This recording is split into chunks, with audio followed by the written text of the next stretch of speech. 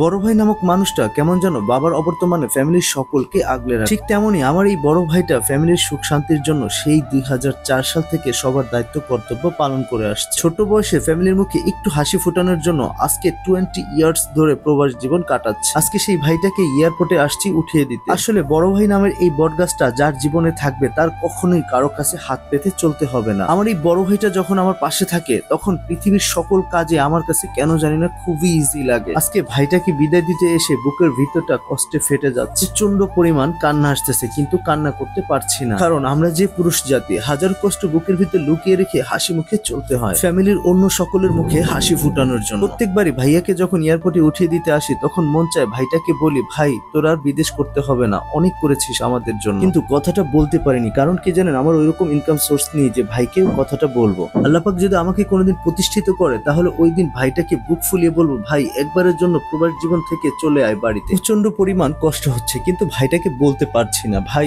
তোকে অনেক ভালোবাসি, অনেক মিস করবো তোকে। আর হ্যাঁ, সাবধানে থাকিস এন্ড নিজের খেয়াল রাখিস, খাওয়া দাওয়াটা অন্তত ঠিক মতো করিস।